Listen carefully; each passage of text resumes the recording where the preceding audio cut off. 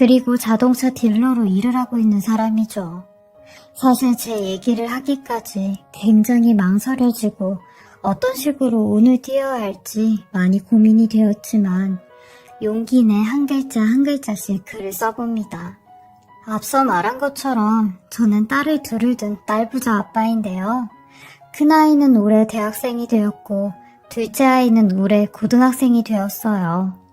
둘 다 이제는 다 큰 숙녀들이라 예전만큼 애교도 없고 같이 있으면 서먹할 때가 한두 번이 아닌데 그래도 제 눈엔 마냥 애기들 같네요. 저는 애들 엄마 소개를 저희 형수를 통해 받게 되었어요. 애들 엄마 얘기를 하기 전에 형수와 형에 대해 잠깐 얘기를 좀 해야 될 것 같은데요. 저희 형은 형수를 과외 선생님과 제자 사이로 처음 만나게 되었어요. 형이 공부를 꽤 잘해 서울에 있는 Y대에 다녔거든요. 같은 형제지만 저랑 많이 다른 형이었어요. 동네에서도 꽤 소문난 수재여서 형이 방학 때 고향에 내려왔다 하면 동네 중고등학교 다니는 애들은 다들 옆구리에 문제집을 하나씩 끼고 저희 집으로 왔어요. 저는 워낙 공부보다는 축구나 뜀박질을 하는 게 더 재밌었기에 방학 때만 되면 운동장에서 볼을 차기 바빴어요. 저랑 동창인 친구들도 다 절 보며 야 용서가 네 형은 Y대까지 다니는데 너는 왜 그러냐? 라는 말을 밥 먹듯이 들었죠. 학교 선생님들도 그랬으니까요. 하도 그런 얘기를 귀에 못이 박힐 정도로 들어서 그런가 10대 때는 형이 싫었어요. 형이 딱히 저한테 뭘 잘못한 것도 없는데 그냥 형이 밉더라고요. 그러면서 동시에 형을 선망하기도 했죠. 저희 부모님은 두 분 다 시골 분들이셔서 그런가 공부는 지가 알아서 해야 된다라는 마인드를 갖고 계셔서 딱히 저한테도 공부하라는 소리는 안 하셨어요. 되려 농사일이나 배워서 일손 하나 더 생기면 좋다고 하셨던 분들이시거든요. 저희 어머니도 맨날 절 보며 나중에 네 형은 대학교 졸업하고 어디 대기업인가 뭔가 거기에 취직한다니까 농사일은 안 할 거 아니여. 그러니까 너라도 농사일을 좀 도우면 가난한 우리 집에 보탬이 되지 않겠냐? 라고 하셨죠. 하지만 저는 농사일도 가난한 집안 상황도 크게 관심이 없었어요. 근데 형은 다르더라고요. 맞이라서 그런가 이런 가난한 저희 집 사정을 누구보다 더 잘 알고 있기에 대학 입학과 동시에 과외를 엄청 많이 하고 다녔어요.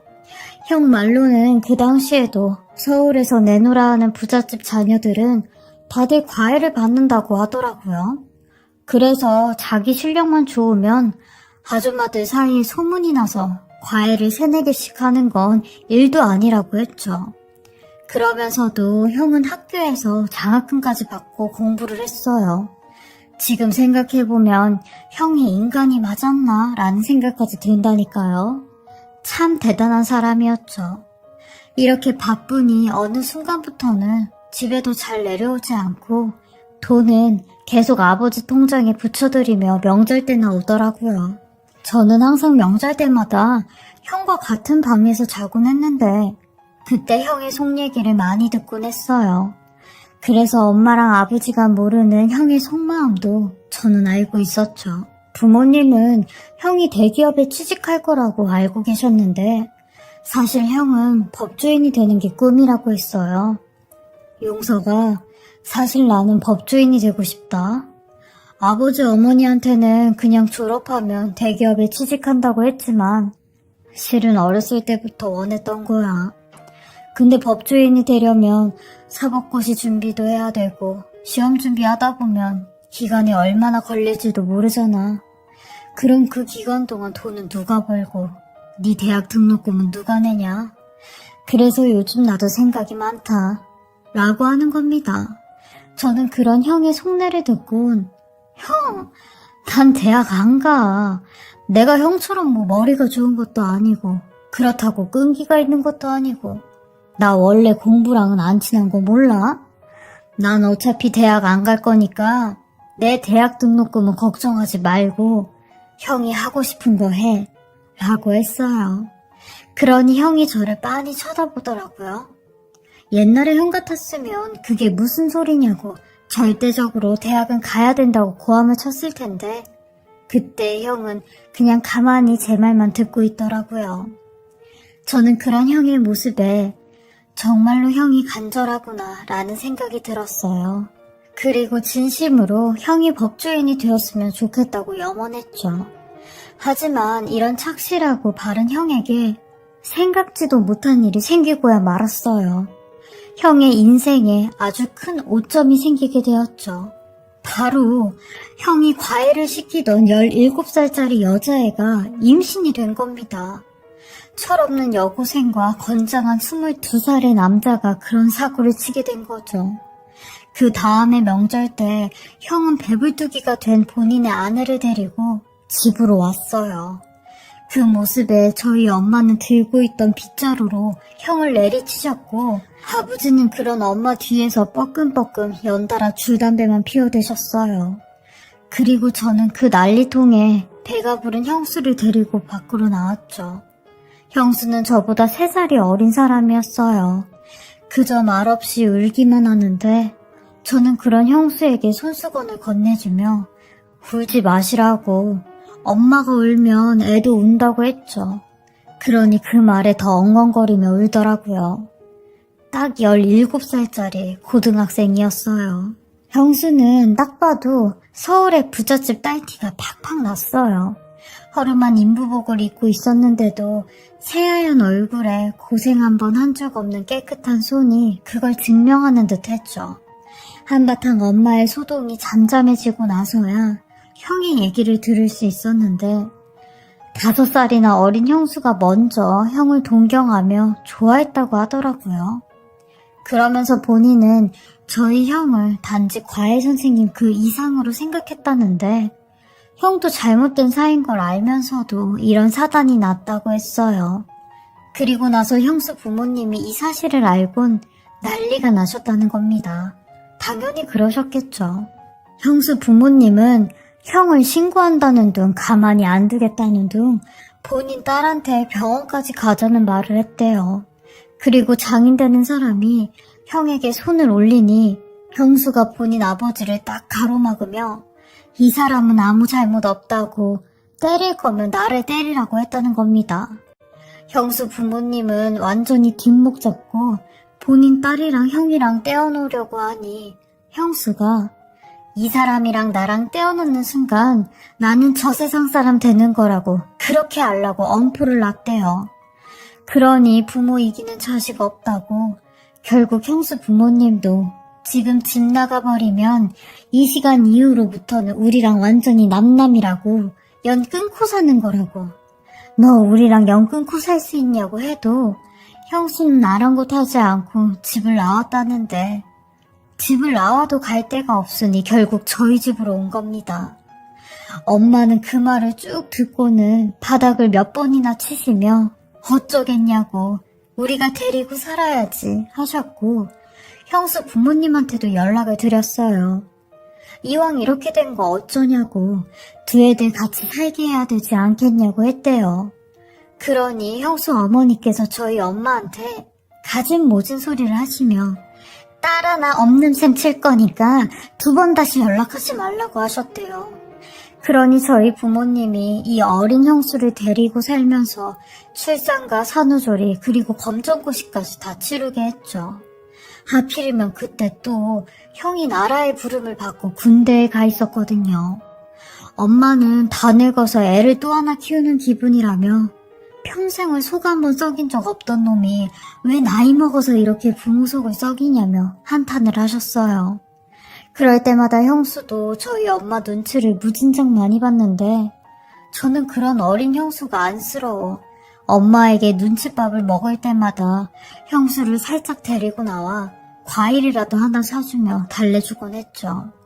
형수는 항상 절 보며 아주버님은 참 마음이 따뜻하신 분 같다고 이 집 남자들은 다들 성품이 이렇게 따뜻한 것 같다며 나중에 제가 아주 좋은 여자 한 명 소개해 줄 테니까 조금만 기다리라고 했어요. 그때는 그 말이 그냥 흘려서 하는 말인 줄 알았는데 정말로 제게 여자를 한 명 소개해 주더라고요. 근데 그 여자가 바로 형수님의 쌍둥이 여동생이었어요. 형수님이 조카를 출산하고 3년 뒤 20살이 되었을 때 그때 처음으로 형수님의 쌍둥이 여동생이 저희 집에 찾아왔어요. 그동안 형수님과 전화와 편지로만 서로 연락을 주고받았는데 쌍둥이 여동생이 20살이 되면서 집으로부터 조금 자유로워져 제일 먼저 본인 언니를 보러 온 거였죠. 둘이 사이가 얼마나 좋은지 서로 보자마자 부둥켜 안고 우는데 저 어린 것들이 얼마나 보고 싶었으면 저럴까 하는 생각까지 들었죠. 그리고 나서 형수님의 쌍둥이 여동생이 저희 집에서 며칠 있다가 간다고 했는데 그때 형수님이 조심스럽게 본인 동생이 어떠냐고 물어보시더라고요. 사실 처음에는 별 생각이 없었는데 형수님과는 정반대의 성격이었던 여동생이 점점 마음에 들기 시작했어요. 같은 쌍둥이인데도 저희 형수님은 대차고 씩씩했는데 여동생은 조용조용하며 굉장히 사근사근한 성격이었어요. 저도 이런 형수님의 동생한테 마음이 뺏겼고 곧 제 아내가 되었죠. 저희는 말 그대로 겹사돈이 되어버린 겁니다. 전 아내와 딱 4년 연애하고 청혼을 했어요. 그리고 처갓집에 결혼 허락을 받으러 갔는데 장인어른과 장모님은 왼수 같은 인간들이 두 딸을 다 뺏어갔다며 아내에게도 어떻게 너마저 저 집안 남자랑 결혼을 하겠다고 해? 네 언니가 그러자고 하디? 그 악마 같은 엑스가 아주 지 동생까지 망쳐놓으려고 작정을 했구나. 너는 절대 안 된다. 죽어도 안 돼. 라고 하셨죠. 저는 어떻게든 장인어른과 장모님의 마음을 돌려놓으려고 부단히도 애를 썼고 드디어 제 진심을 알아주신 장인어른께서 6개월 만에 결혼 허락을 해주셨어요. 그리고 결혼식도 제대로 올리라고 하셨죠. 첫째 때는 결혼식 하나 제대로 못해준 게 천추의 한이라고 하시면서요. 그때 처음 양가 부모님이 상견례를 하시면서 얼굴을 보게 되었어요. 그리고 저희 형수님 또한 7년 만에 본인 부모님을 보게 되었는데 아주 다행히도 장인 장모님이 형과 형수를 용서해 주시더라고요. 장모님은 생각보다 둘이 잘 살고 있었다며 되려 좋아하셨어요. 아주 우여곡절이었지만 해피엔딩이었죠. 그리고 영원히 해피엔딩일 줄 알았던 제 인생에 말도 안 되는 일이 생기게 되었습니다. 저희 부부와 형네 부부는 3달에 한 번씩은 꼭 국내 여행을 같이 가곤 해요. 저희 딸들과 조카 딸도 서로 자매처럼 잘 지냈기에 같이 모이고 뭉치는 걸 잘했어요. 그리고 무엇보다 대기업에 다니는 형이 회사에서 콘도며 놀이동산 티켓이며 직원들한테 많이 나눠줘서 그 덕을 저희 가족도 같이 보곤 했죠. 그러던 2017년 여름 휴가 때 저희는 또 같이 휴가를 가기로 했어요. 이번엔 부부끼리만 가게 되었는데 애들은 머리가 크다 보니까 다들 바빠서 못 간다고 했죠. 그래서 하는 수 없이 저희끼리라도 가자고 했고 강원도로 동해바다를 보러 가자고 했어요. 그리고 저는 그날 일찍 퇴근을 해 먼저 가서 낚시라도 하고 있겠다고 했는데 집에서 살림을 하는 형수님이 자기도 먼저 가서 식사랑 이것저것 준비를 하고 있겠다며 같이 가자고 하더라고요. 그래서 형수님을 모시고 선발대로 일찍이 강원도로 출발을 했어요. 제 아내와 형은 회사에서 퇴근을 하자마자 짐을 챙겨 후발대로 오기로 했고요.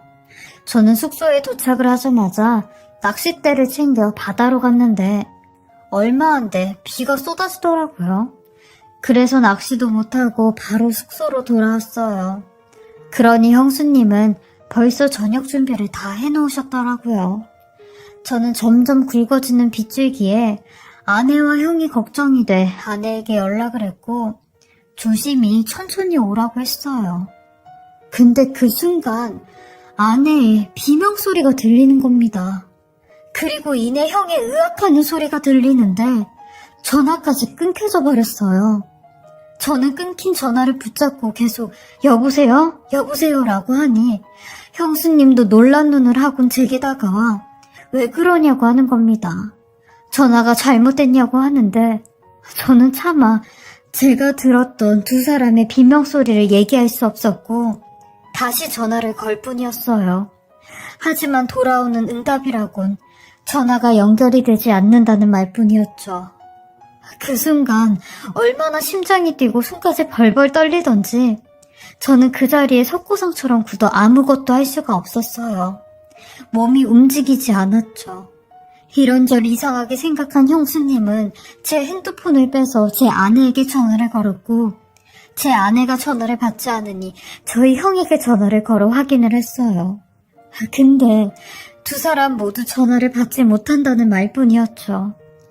그리고 1시간 뒤 병원 응급실에서 보호자를 찾는다는 연락을 받았고 저와 형수님은 제정신이 아닌 상태로 응급실에 가게 되었습니다. 그리고 보게 된 제 아내와 형의 모습. 형은 차가운 곳에 하얀 천으로 덮여져 있었고 제 아내는 중환자실에서 호흡기를 달고 있는데 제가 보고 있는 그 모습이 말 그대로 그 상황을 말해주고 있었죠. 저희 형은 사고가 난 후에 그 자리에서 즉사를 하였고 아내는 의식불명의 중상을 입었다고 했어요. 저는 그 모습에 바닥에 주저앉아 짐승처럼 물어댔고 이건 꿈이라며 제 뺨을 때렸어요. 옆에 있던 형수님도 저를 붙잡고 오열을 하는데 제정신이 아니었죠.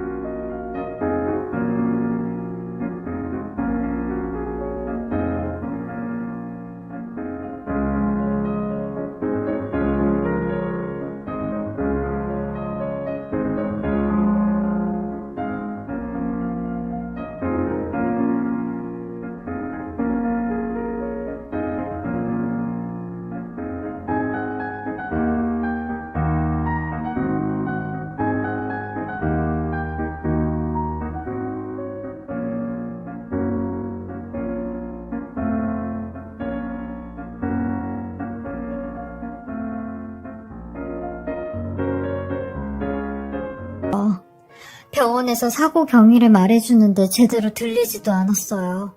나중에 제대로 들은 이야기인데 그날 비가 억수같이 내린 깜깜한 날 반대편에서 오던 레미콘 트럭이 빗길에서 미끄러지면서 저희 형과 아내가 타고 있던 차를 정면으로 박았대요. 그러면서 차가 완전히 형체도 못 알아볼 정도로 찌그러졌다고 했죠. 나중에 들은 사고 경위도 감당하기 힘들 정도였어요. 형은 그날 바로 장례를 치렀는데 솔직히 저는 아무런 생각이 나지 않아요. 저한테는 너무 감당할 수 없던 사실이었고 아내마저 중환자실에 누워있다는 사실이 저를 더 힘들게 했거든요. 그리고 딱 한 달 후 저희 아내마저 세상을 떠나게 되었습니다. 너무 가슴이 메였던 게 아무런 손도 쓰지 못한 제 아내를 보내준 것 같아 그게 아직까지도 응어리처럼 남아있어요. 그리고 아내의 마지막 장례식 날 밤에 형수님이 저를 쉬는 방으로 부르더라고요. 저는 그런 형수님의 부름에 아무런 생각 없이 따라 들어갔고 왜 그러시냐고 했어요. 그러니 갑자기 형수님이 제 손을 꽉 잡는 겁니다. 그러면서 서방님, 우리 딸 예린이랑 저 좀 서방님이 품어주세요. 라고 하는데 그게 지금 무슨 말이냐고 했어요. 그러니 우리 약속 하나만 해요. 나는 내 남편과 동생을 잃었고 서방님은 아내와 형을 잃었잖아요. 그러니까 우리는 이제 같은 아픔을 지닌 사람이에요. 이런 우리가 아이들을 위해서라도 서로 부모가 되어줘요. 나는 우리 조카 딸들의 이모이자 엄마가 되어줄 테니까 서방님은 우리 딸한테 작은 아빠이자 아버지가 되어주세요. 그래야 우리 애들들이 엄마 아빠의 빈자리가 느껴지지 않게 잘 클 것 같아요. 우리 딸이 시집을 가면 서방님이 우리 남편 대신 혼주석에서 아빠 노릇 좀 해주고 나도 우리 조카들 시집가면 내 동생 대신 내가 엄마 노릇 해줄게요. 그러니까 우리 서로 애들에게 부모가 되어줘요. 살면서 저랑 서방님이랑 아무리 서운하고 섭섭한 일이 생겨도 아이들이 엄마 아빠를 그리워할 때는 그때만큼은 애들을 위해서 엄마 노릇, 아빠 노릇 좀 해줘요, 우리. 그래야 우리 새끼들이 덜 힘들어할 것 같아요. 라고 하는데 그 말을 듣고는 형수님의 손을 더 꼭 잡은 채 고맙다고 나는 그런 생각까지 못했다며 꺽꺽거리고 울었어요. 내가 우리 형에게 부끄럽지 않게 최선을 다해 조카한테 아빠 노릇 해주겠다고 약속을 했죠. 그리고 형수님 또한 제 아내를 대신해 저희 딸들에게 엄마 노릇을 해주겠다고 하더라고요. 그렇게 저는 아내의 영정사진 앞에서 형수님과 함께 약속을 했어요. 당신이 하늘에서 걱정하는 일 없게 우리 딸들 잘 챙기겠다고요. 그러니까 너무 걱정하지 말고 편히 눈 감아도 된다고 했어요. 저희 아내와 형은 같은 납골당에 안치가 되었는데요. 아내나 형이 보고 싶을 때마다 가서 같이 보고 오곤 해요. 아내랑 형 둘 다 거기선 아프지 말고 고통 없이 훨훨 날아다녔으면 하는 마음뿐입니다. 아내가 간 지 3년이란 시간이 흘렀는데요. 아직까지도 제 곁에 아내가 있는 것만 같아요. 저한테 잔소리를 할 것만 같고 저에게 밥을 먹으라고 할 것만 같죠. 근데 평생 이렇게 그리워하며 살 것만 같아요. 그리고 저는 형수님의 약속대로 형이 조카를 사랑했던 것처럼 저도 조카에게 무한한 사랑을 주고 있어요. 그리고 한 번씩 조카와 조카 남자친구를 불러 밥도 사주곤 하죠. 조카 남자친구를 아주 매의 눈으로 보고 있는 중입니다. 그리고 형수님 또한 저희 딸들과 함께 한 달에 한 번씩 같이 시간을 보내고 계세요. 미용실을 갈 때도 있고 쇼핑을 갈 때도 있는데 저희 애들 엄마가 애들이랑 같이 했던 걸 똑같이 해주고 계시더라고요. 저번엔 저희 둘째 딸이 제게 이런 말을 했어요. 엄마가 보고 싶을 때마다 이모를 보면 엄마를 보고 있는 것 같아서 너무 좋다고요. 엄마랑 이모가 쌍둥이다 보니까 이모를 보면 마치 엄마가 살아 돌아온 것 같다고 하는데 그 말을 듣고 가슴이 무너지는 것만 같았어요. 이 어린 아이가 그런 생각을 하고 있다는 게 너무 미안하고 가슴이 아팠죠. 제가 형수님한테도 이 얘기를 해주니 형수님은 되려 좋아하시며 제가 그렇게라도 우리 조카 딸들 마음을 위로해 줄 수 있다는 게 너무 행복하네요. 라고 하시더라고요. 형수님 덕분에 저희 딸들이나 조카 딸이 이별의 아픔을 더 빨리 치유한 것 같아 정말 다행이라 생각이 들어요. 엄마 아빠를 일찍 여인 아이들 치고는 표정이 정말 밝고 항상 긍정적이거든요. 형수님이 정말 큰 몫을 하신 것 같아요. 어쩌면 아내를 잃었다는 슬픔과 형을 잃었다는 슬픔으로 형수님과 더 멀어질 뻔했었는데 이런 제안을 제게 해주셔서 더욱더 가족이 굳세진 느낌이 들었죠. 형수님이 저보다 나이는 3살이나 어리지만 생각하는 건 저보다 더 어른 같았어요. 사실 어느 누구에게도 제 이런 속사정 그리고 가슴 아팠던 일들을 자세하게 얘기해 본 적이 없었는데 이렇게 속 시원하게 얘기를 하다 보니 마음이 조금은 풀린 것 같아요. 제 변변찮은 이야기 들어주시고 읽어주셔서 감사하고요. 만약 저처럼 가족을 잃은 분들이 계시다면 부디 잘 이겨내시고 치유하셨으면 좋겠습니다. 항상 건강하시고 모두 다 행복하시길 바라겠습니다.